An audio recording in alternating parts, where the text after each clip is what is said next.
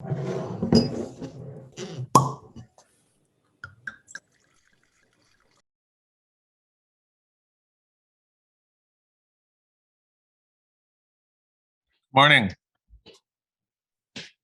Hello.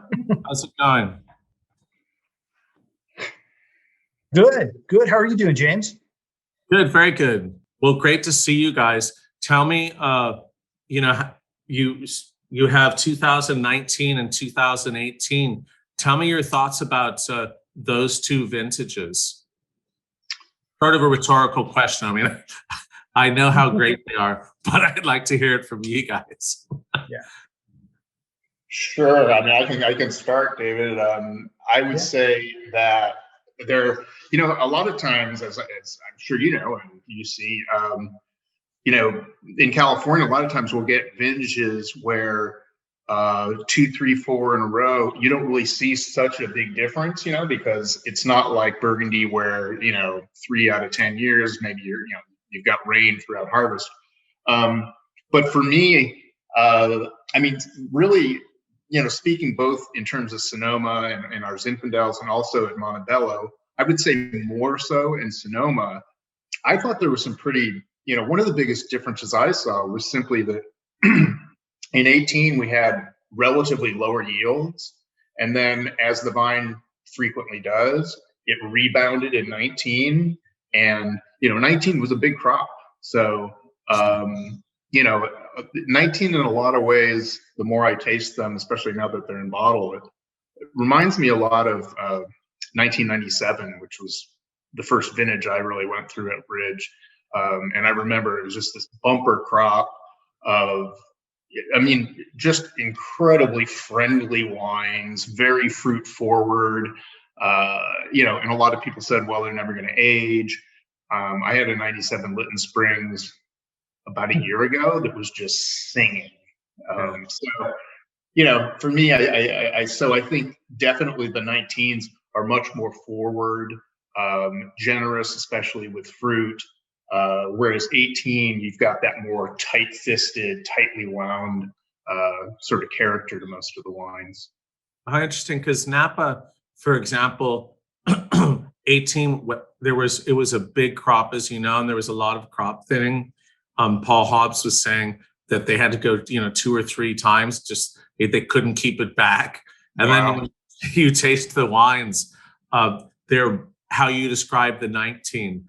They're fruit forward, but not super fruity, fine tannins, really balanced. I drank some a 18 Napa Cabernet last night with some friends, and it, like you said, so friendly, delicious wines. Do you think that that's sort of a trend we can look forward to? Is more, if you say 19's the same, is that really where we're going with much more balanced and drinkable wines? Or do you think there'd be a temptation to go back to making really big wines? Wow, that's a great question. I mean, I think there's definitely, I see certainly, especially maybe in people who are newer to wine, this tendency to, really appreciate wines for their immediacy, softer wines.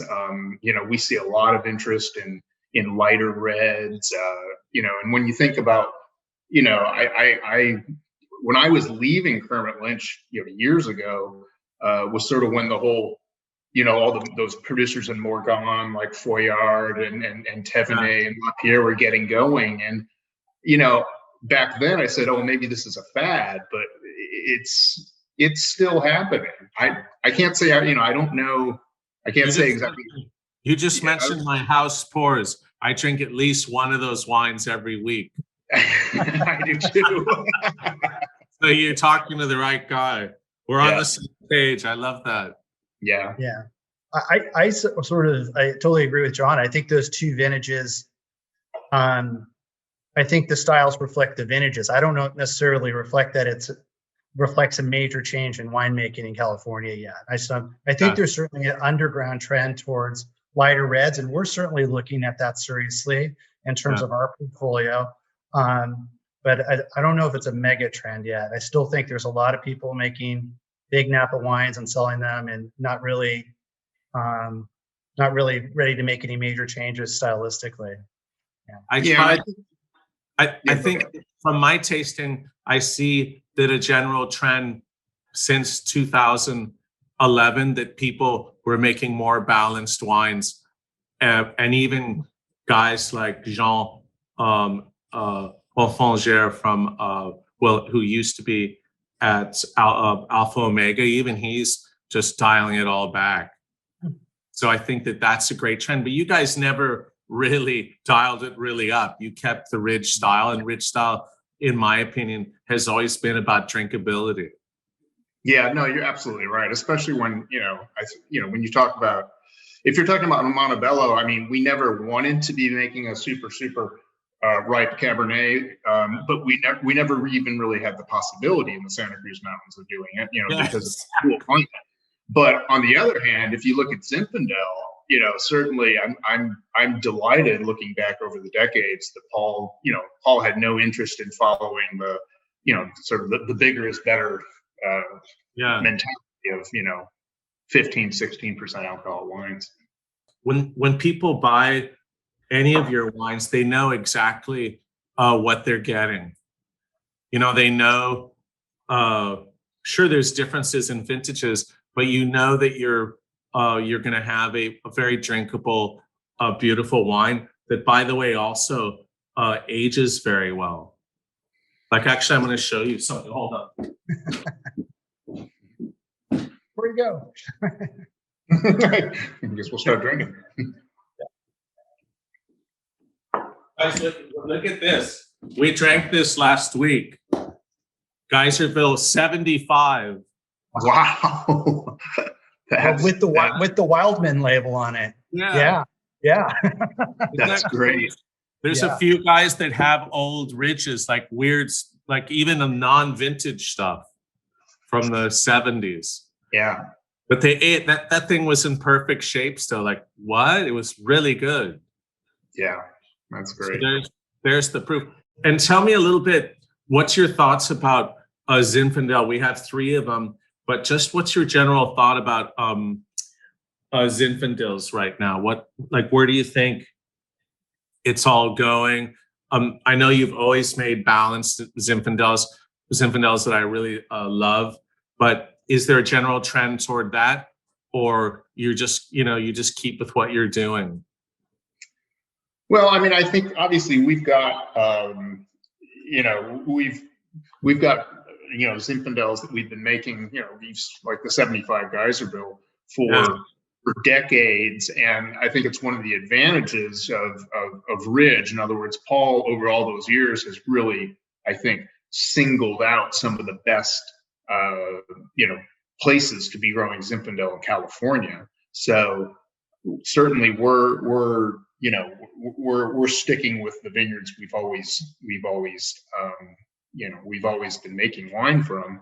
On the other hand, just the and another thing I think is important for us is that more often than not, when our customers typically, if they're talking about Geyserville, they're talking about Lytton Springs, they say they're buying Lytton Springs, they're buying Geyserville, they're not even seeing it first and foremost as Zinfandel, which I think is an important factor, because Zinfandel is a varietal. I mean, David, you have a much your finger much more on the pulse. I mean, certainly we've seen a lot of in the market, Zinfandel has, I think, been has been challenged in recent years. Yeah, it's not a sexy category, and we've we kind of was it ever? Yeah, we pay attention to it, but don't really pay up much mind, James, in terms of what we do is so established and our clientele is so committed to our wines that we're able to continue in our style and working with the vineyards that we do, and working with a lot of great vineyards throughout California.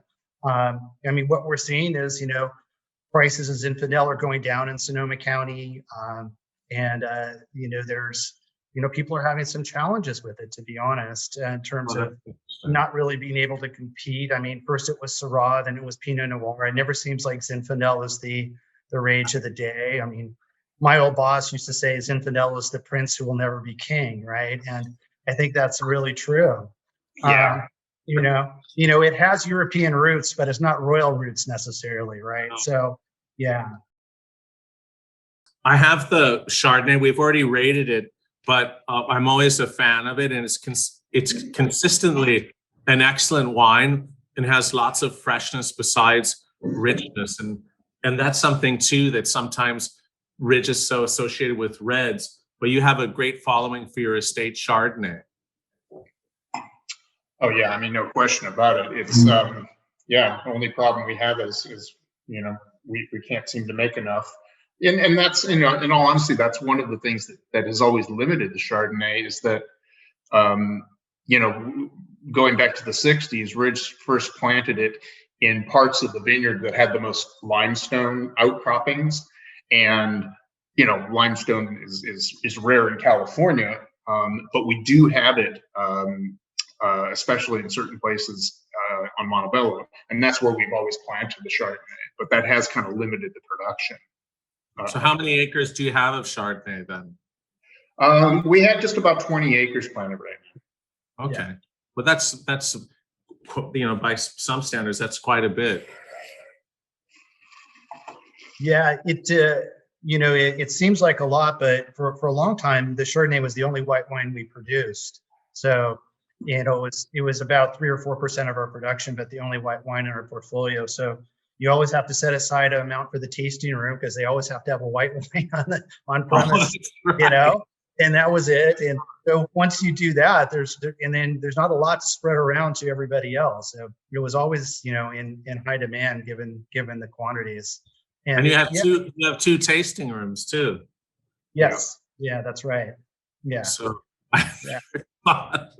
It's something you don't consider right away until you start looking at it, right? Well, internationally too.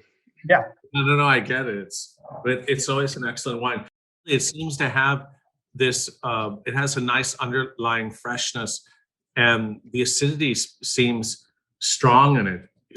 It's like you have the buttery, but then it has a really fresh and crisp finish. That's why I thought maybe it was partial.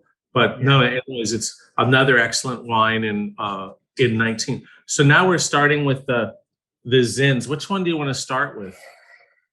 I would probably start at Paso and then sort of move up to Sonoma.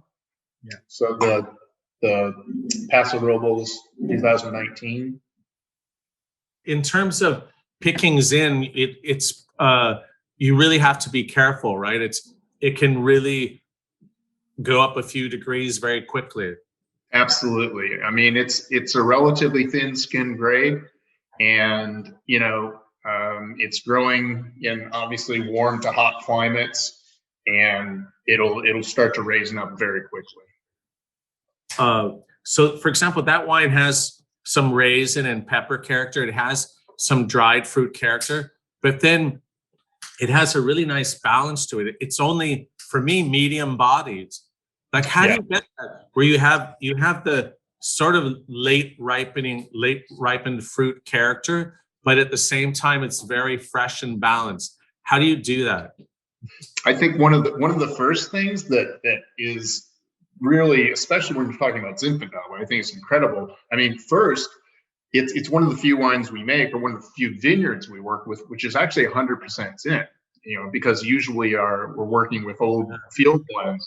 And so here you have pure Zin, and typically in a pure Zin setting, you're fighting sort of higher pH. And yet, even in this hot climate, the wine comes in with really nice acidity. And it maintains that acidity. And I think that really helps to sort of counterbalance that ripe jamminess that you get. Yeah. But it is still, critical. Certainly, there's been years where we wish we would have picked it a few days, 3-4 days earlier. I think we got it perfectly in 2019, because once it does start to drift up towards 15%, you do get that it starts losing what I Yeah. call it loses its weightlessness and becomes a heavier wine. So what? How about what do we go with next? I think we can go. So we can move up to Sonoma and Dry Creek and do the East Bench. Okay. And just by coincidence, this just happens to be the other Zinfandel wine we make, which is 100% Zinfandel. And it's kind of neat in that sense that you get to see, Paso and Dry Creek next to each other. Yeah.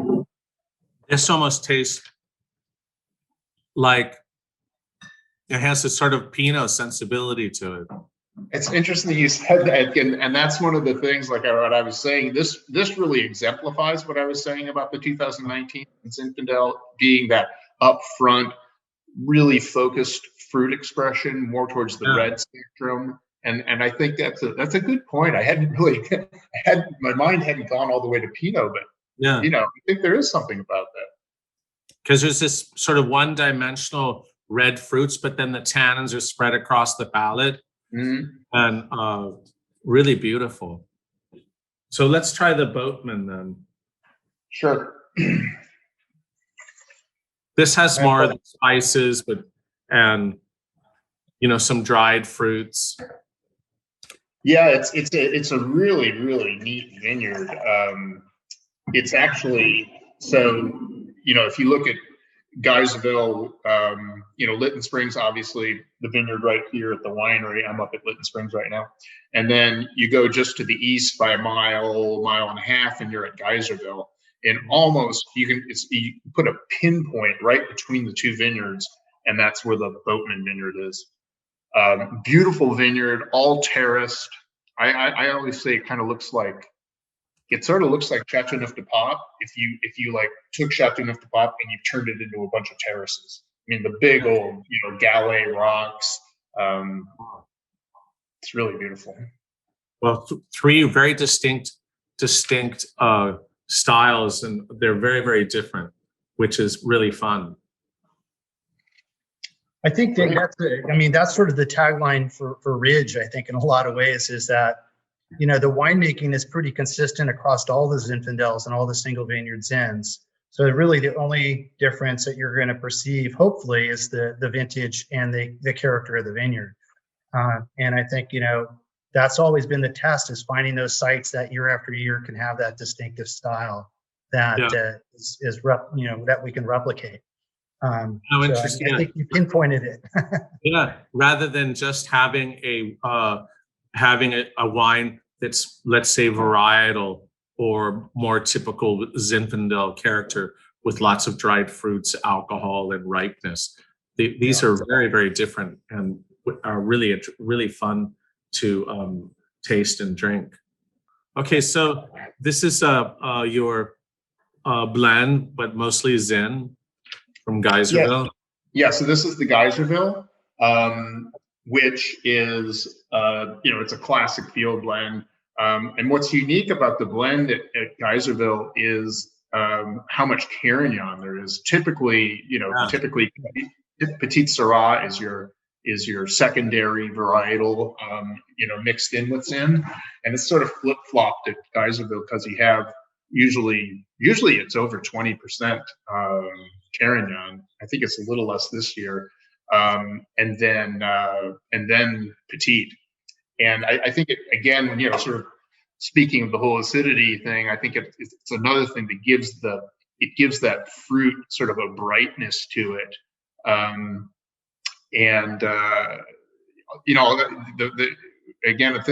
One of the things with 19 is that there is actually more Zinfandel here than usual. Usually the Zinfandels can be in the 60%. And again, I think that's because, in 19, it was a bigger crop for Zin. It really has, it's very aromatic too, and complex, with fruit, but then lots of cloves and spices, and maybe that's the Carignan, but it's really nicely done. Yeah, this is such a great vineyard site. The oldest vines we work with, planted in the 1880s, and wow, just for decades now, just producing consistent quality for us. And it's a vineyard that which is unusual for a Zinfandel vineyard, that we don't acidify this wine at all. This is all natural acidity in the Geyserville because of the rocky river soil from the riverbed, from the Russian riverbed that it's planted on, and then the carignan that John was talking about. Between those two factors, it's not, it's already a fresh wine. And the pH is 3.54, and that's all natural. So it's really amazing. That's amazing. Mm-hmm. So you're saying some vines are how old?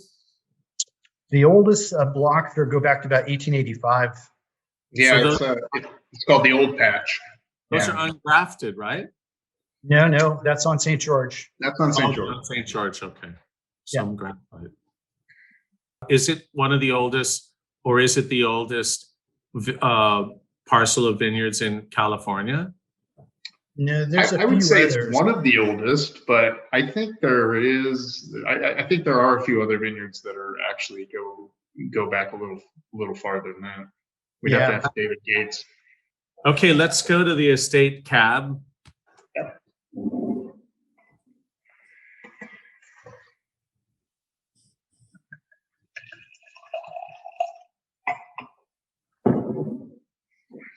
How long have you been making the estate Cabernet Sauvignon, Ben?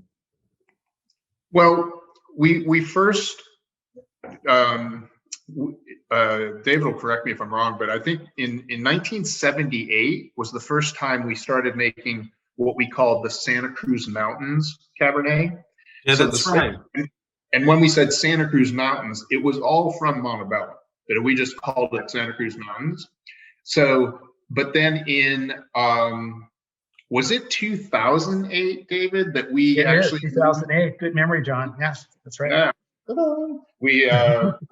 We then rebaptized it Estate Cabernet because we wanted to underline the fact that this is all from the Monte Bello vineyard, and really, the way we've made wine there since the beginning is, you've got usually anywhere from 34 to 36 different vineyard parcels spread out all over the mountain. You pick them at ripeness, you ferment them all, let them go through malolactic, and then usually in the first part of the year after harvest, we'll taste them blind, and we'll select out the best ones which we think are most structured, and just have the most Monte Bello character to be the Monte Bello. And then we have these other lots which go into the estate Cabernet, which tend to be a little more forward. For me, one of the things for me, and I get this a bit here in the 18, is when I'm tasting Monte Bello, I have difficulty picking out the varietal. In other words, it's much more difficult for me to pick the varietal out, and yet with the estate, I can, I sort of pick up some Cabernet characteristics, a little bit of an herbalness, dried herb. Yeah. Yeah. So in a sense, this is like your set, like if it was it's like a second wine. Yeah. Yeah. Yeah. Nice drinkability. Maybe we should try the 18 Monte Bello just to compare. Yeah, kind of side by side. Well, Paul always says this is the tasting that scares him the most to do wine, because wine is so close you can't tell them apart. But we'll see. Yeah, that's true. I'm always worried we're going to like the estate better. No. Less than half the price. That's funny. I don't think that's going to happen. So.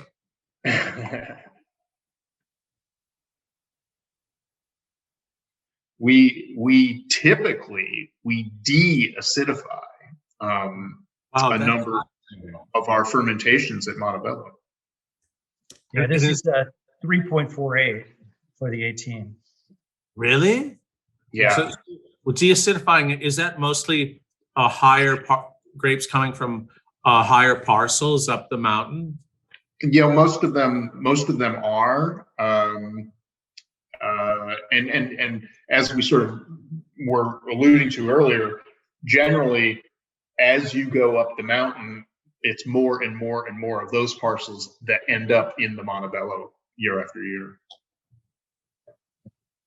Yeah, if you look at our back label where we list all the ingredients, James, you'll see it says calcium carbonate. So not every lot was deacidified, but there were a number of lots in this vintage that were had some calcium carbonate added. Tell me your thoughts about ingredients labeling for wine. Yeah, well, we've been doing this, I think, almost a decade now. And for years, Paul had wanted to do it, but the federal officials told him that he couldn't. And then Randall Graham broke through, and he finally got ingredient labeling on a label. We saw that, and so we developed a label and put it through, and it got approved. And so we've been at this for a long time in terms of just in terms of transparency. We want our consumers to know exactly how the wine's made and what's in it. And also for us, we feel like if we're starting with these great vineyard sites like Monte Bello and Litton Springs and Geyserville, we don't have to monkey with the wines with processing and additives. That we can make the wine and it can stand on its own 2 feet. So there's a lot of messages that are associated with that label, with the back label and the ingredients, and that reflect our philosophies, I think. But let's try the 2017 by comparison. Yeah. Wow. Okay, if I say wow, that's a good thing. I can almost just leave the tasting note with that. The nose is fantastic. Yeah, isn't it? It's that's incredible. 17 was it was good from the beginning. And so you had you had extra heat like everyone else, like in Napa and Sonoma, but or was it a lot different down in Santa Cruz? Certainly we didn't really have heat, that sort of a heat wave kind of effect. We're still the 17 and the 18 are both wines that were being picked, in very late September, going well into October. I think that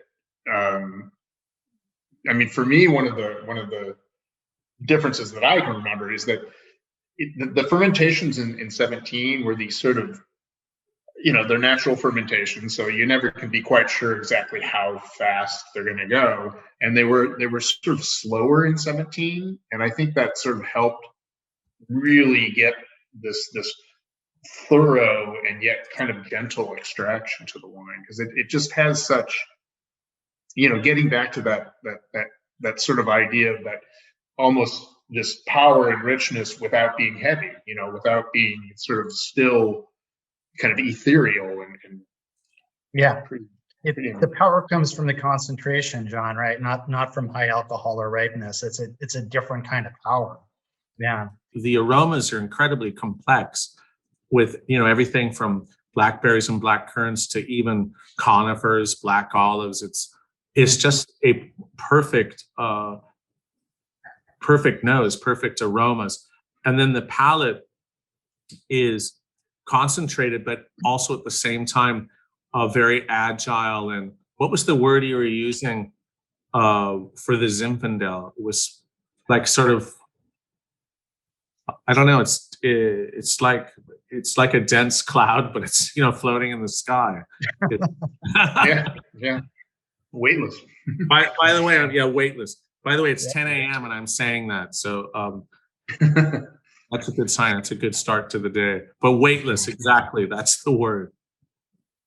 Well, listen, thank you so much for a fantastic tasting and conversation as well. It's sort of funny. I learned a lot more. I've been to Ridge a number of times, but today was really focused and really learned a lot, and look forward to visiting those old vines in Geyserville and getting down to see you guys in Santa Cruz mountains as well. That would be really great. But thanks so much for taking the time, and it was really exciting, nice way to start the day. Awesome. Great. Okay. Thank you, James. Great to talk with you. Thanks, James.